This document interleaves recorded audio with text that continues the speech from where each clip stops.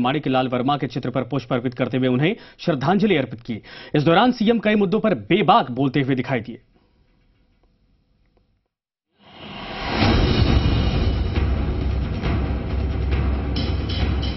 राजनीति में प्रियंका गांधी के पूरी तरह से आने पर पूरे देश में सियासी माहौल गर्म है, तो मुख्यमंत्री ने भी प्रियंका गांधी का राजनीति में स्वागत करते हुए देश में माहौल कांग्रेस के पक्ष में है, ये मानना है।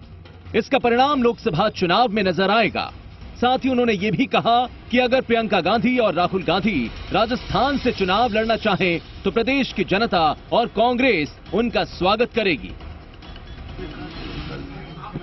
कल मैंने जैसा कहा आपको, प्रियंका जी का लंबे समय से इंतजार था, हमारे कार्यकर्ताओं को भी और देश को भी। राहुल गांधी जी ने सही समय पर सही फैसला लिया और राजनीति में राइट टाइम पर राइट डिसीजन का महत्व होता है। उसी रूप में उन्होंने सोच समझ के लिया है, देश हित में लिया है, पार्टी हित में लिया है।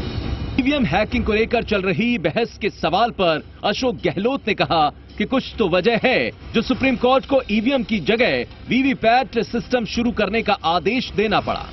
इस मुद्दे पर बहस होनी चाहिए। आखिर वजह क्या है कि अमेरिका जैसे देश को भी मतदान प्रक्रिया बैलेट पेपर से करानी पड़ी।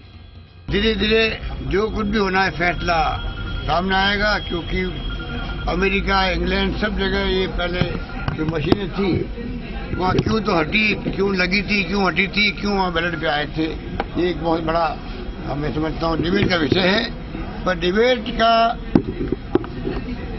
कोई न कोई हल निकलना चाहिए। क्या डिबेट अंतिम रूप से क्या रूप लेती है। सरकार की वादा खिलाफी पर बीजेपी के 8 फरवरी को जेल भरो आंदोलन के सवाल पर मुख्यमंत्री ने कहा कि ये क्या जेल भरेंगे, हम किसानों का कर्ज माफ करने की घोषणा कर चुके हैं। 10% सवर्ण आरक्षण को लेकर फैसला जल्द लेने वाले हैं।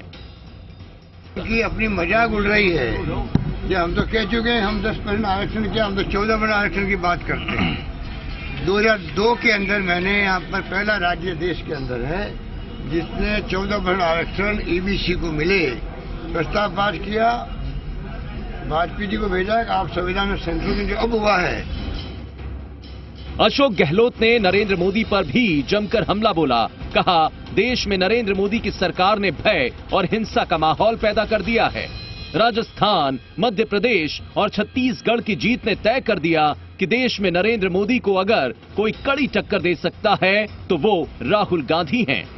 गहलोत ने कहा कि देश की जनता सत्ता परिवर्तन के लिए तैयार है और राहुल गांधी देश के अगले प्रधानमंत्री होंगे। सुशांत पारेख, जी मीडिया, जयपुर।